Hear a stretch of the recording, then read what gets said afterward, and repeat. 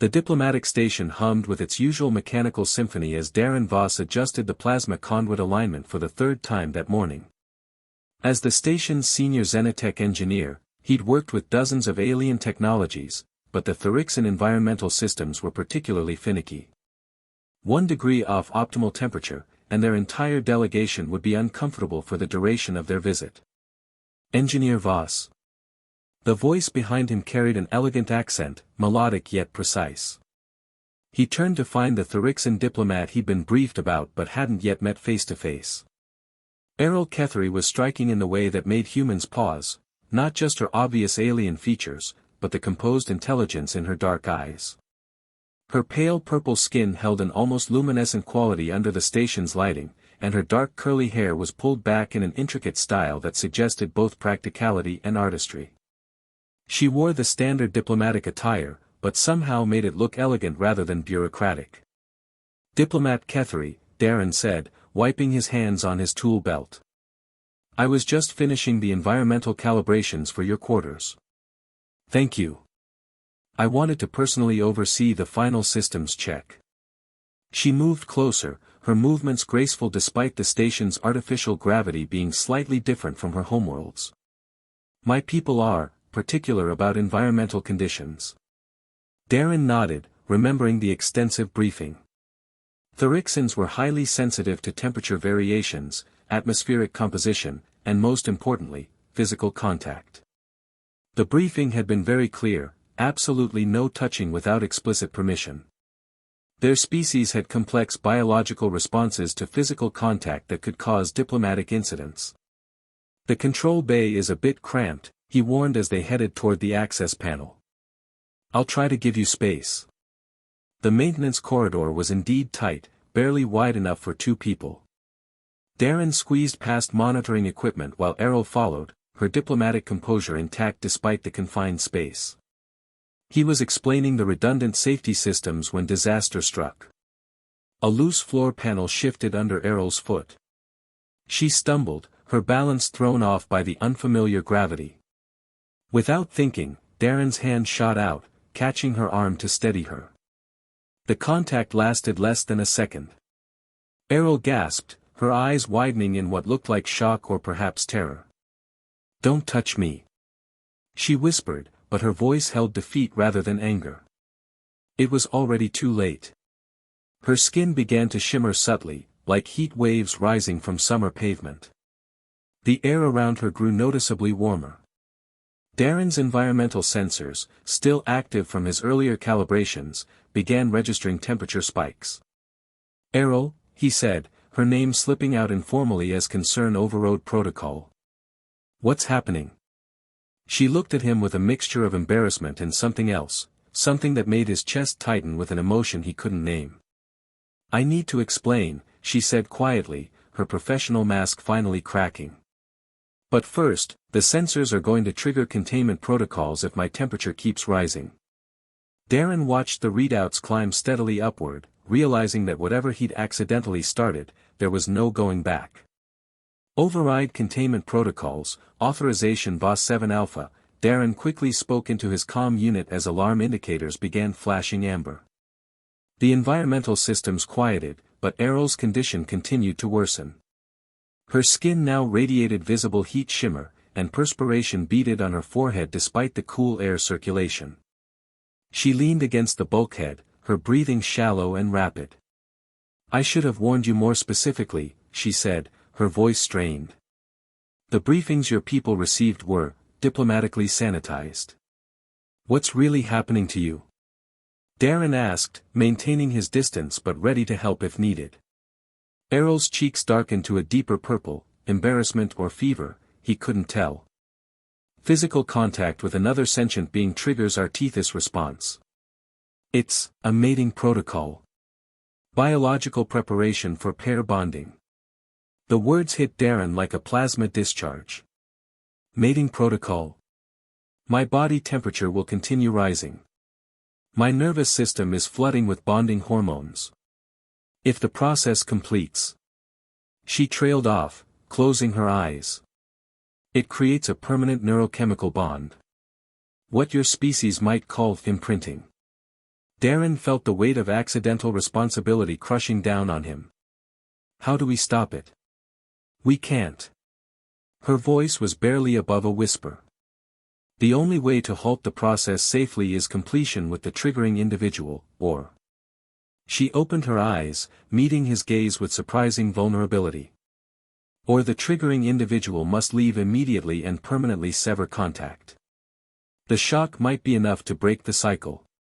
Understanding dawned horribly. You're asking me to abandon you. I'm giving you the choice I should have given you before. Tears gathered in her dark eyes. I know what humans think about arranged biological partnerships. I know you have concepts of free will in relationships. The temperature readings on his scanner showed her body heat approaching dangerous levels. Sweat now soaked her diplomatic robes, and her hands trembled with the effort of maintaining control. But you're scared I'll leave, he said softly, reading the fear in her expression. Terrified, she admitted. Because despite the biology, despite the accident, I've been attracted to you since I arrived. Your briefings, your consideration for my people's needs, your competence. She laughed bitterly. I thought I was maintaining professional distance, but I was falling for you anyway. Darren stepped closer, ignoring every protocol he'd been taught. Then we have something in common. Her eyes widened. Darren. I've been looking forward to our meetings. Finding excuses to check on your environmental systems. He reached out slowly, telegraphing his movement. I thought it was just professional interest. The biology will intensify everything, she warned. Once started, the tethys doesn't just create pair bonds, it amplifies existing attractions exponentially. Good thing I'm already attracted then, he said, and gently touched her hand. The effect was immediate and overwhelming. Her skin flared with heat, and she gasped, her pupils dilating as the biological cascade accelerated beyond any hope of return. Errol's entire body shuddered as the secondary wave of the tethys response hit. Her temperature spiked so high that Darren could feel the heat radiating from her skin without touching. The maintenance bay became a sauna within minutes. Emergency cooling protocol, Darren commanded the environmental systems, and cool air began circulating rapidly. But it barely helped, the heat was coming from within her, not from the environment. I need to get you somewhere more comfortable, he said, but when he moved to help her, she grabbed his wrist. Don't leave me alone, she pleaded, her professional composure completely shattered. The fear response makes it worse. I need to know you're choosing this. I'm choosing this, he said firmly, then scooped her up in his arms. Her body felt like she was burning with fever, but she melted against him with relief. He carried her to his quarters, closer than hers and already familiar to him. The moment the door sealed behind them, Errol's control finally broke completely. It's too much, she gasped, pressing her face against his shoulder. I can't think straight. Every nerve ending is on fire. Darren set her down gently on his couch, then quickly gathered cooling packs from his medical kit. Tell me how to help you. Cool cloths, she managed. And don't let go of me. Physical contact actually helps regulate the temperature spikes, but it also intensifies the bonding response. He understood the paradox, she needed his touch to survive the process, but every touch bound them closer together. He dampened towels with cool water and began gently cooling her flushed skin. Your species is incredible, he murmured, watching her shiver with relief as the cool cloth touched her forehead. This level of biological commitment to pair bonding. It's why we're so cautious, she said, her voice stronger now. One accidental touch and 2 lives are permanently altered. She caught his hand. Are you really okay with this? Once the tethys completes, I'll be neurochemically bonded to you. I'll know your emotional state, your health, your location. It's intense. What will you feel from me right now then? He asked, continuing to cool her overheated skin. She closed her eyes, concentrating. Concern. Attraction. Determination. Her eyes opened, bright with tears. No regret. No fear. Just acceptance. And something else. Something warm and growing. That's probably me falling in love with you, he said simply. The words hit her like a physical blow. She arched against him, her body temperature spiking again as the emotional revelation triggered another biological cascade. Darren, she whispered, and pulled him down to her. Their lips met for the first time, and the heat between them became something entirely different, not just biological imperative, but genuine desire. When they broke apart, both were breathing hard.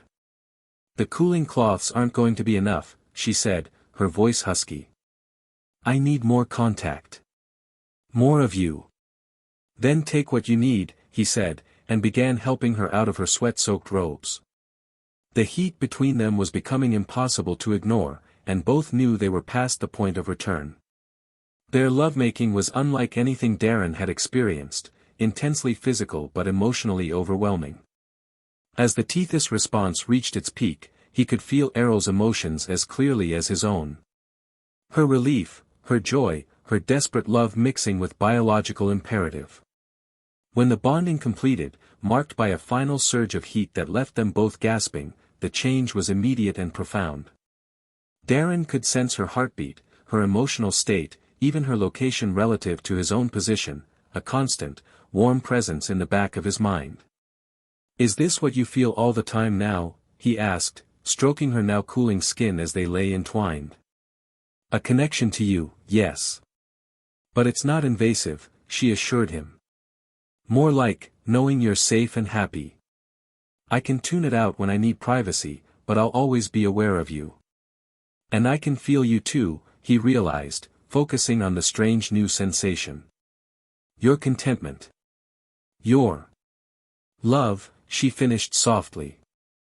The bond doesn't create love, Darren. It amplifies what's already there.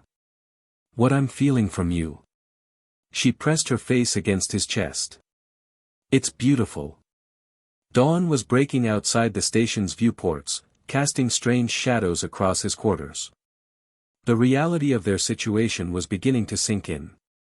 What happens now? He asked. Diplomatically, I mean. Thyrixin bonding is recognized under interspecies law, she said. But there will be complications. I was supposed to return to my homeworld in 2 weeks. My mission was a stepping stone to a more permanent ambassador position. And now? Now I'm bonded to someone who lives on a human space station. She sighed. My people will understand, accidental bonding is rare but not unprecedented. But it will mean career changes for both of us. Darren felt her anxiety spike through their new connection. Hey, he said, tilting her chin up to meet his eyes. We'll figure it out. Maybe it's time I saw what opportunities exist for a Xenotech engineer on Thyrixa. You'd consider that? Hope flared in her voice and through their bond. I'd consider anything that means staying with you, he said. Besides, someone needs to make sure their environmental systems are properly maintained. She laughed, the sound bright and free. You know, the traditional Thyrixin bonding ceremony involves the couple promising to maintain each other's optimal environmental conditions. Then we're already halfway there, he said, and kissed her again. Through their bond, he felt her relief, her love, and her growing excitement about their future together. The accidental touch had changed everything, but neither of them would change it back. No regrets? She asked. Only that it took an accident to get us here, he replied. Though I have a feeling we would have found our way eventually. The bond gives us certainty about that, she said with a smile. I can feel how long you've been attracted to me. It's been weeks. Same here, he admitted. I just didn't think an interspecies relationship was possible. With my people, it's not just possible, it's permanent, she said. Still okay with that? More than okay, he said, and meant it completely. 3 weeks later, Darren stood in the observation deck watching a Thyrixin transport approach the station. Through his bond with Errol, he could feel her nervous excitement as she prepared to greet the delegation from her homeworld. "They're here to evaluate our bond," she explained, joining him at the viewport. Her skin still held that subtle luminescence, but now it was accompanied by patterns that shifted with her emotions, a side effect of their bonding that made her even more beautiful to him. "Are you worried they'll disapprove?" he asked, though he could already sense her answer through their connection. "No. The neurochemical markers are clear, this is a true bond, not a political arrangement." She smiled, her happiness warming him through their link. "But they're curious about you. It's been 50 years since a Thyrixan bonded with a human." The past weeks had been an adjustment for both of them. Darren had learned to tune out the constant awareness of Errol's presence, though he never wanted to lose it completely. She had adapted to human expressions of affection, initially surprised by how demonstrative his species could be. "Your engineering proposal was approved," she said, changing the subject. "The Thyrixan Science Council wants you to design environmental systems for their new deep space research stations." "Our proposal," he corrected. "We're a team now." "Professionally and personally," she agreed. "Though I still can't believe you volunteered to relocate to Thyrixa." "I go where you go," he said simply. "Besides, I'm curious about Thyrixan technology. And your family wants to meet the human who accidentally bonded with their daughter." "Accidentally," she repeated with amusement. "Do you still think it was an accident?" Darren considered this. Through their bond, he could feel her emotions about that day, the carefully suppressed attraction, the way she positioned herself to work closely with him, the subconscious hope that something might happen. "Maybe we were both setting up the accident," he admitted. "You certainly didn't have to personally oversee every systems check. And you didn't have to schedule so many environmental calibrations," she countered. "I think our subconscious minds wanted what our conscious minds thought was impossible." The transport docked with barely a shudder, and they headed toward the airlock to greet the delegation. Errol's hand found his automatically, their fingers intertwining in a gesture that had become as natural as breathing. "Ready to officially become part of a bonded pair?" she asked. "I've been ready since the moment I caught you," he said. "Though next time, maybe we could try dating first before the permanent neurochemical bonding." "Next time," she laughed. "Darren, we mate for life. There is no next time."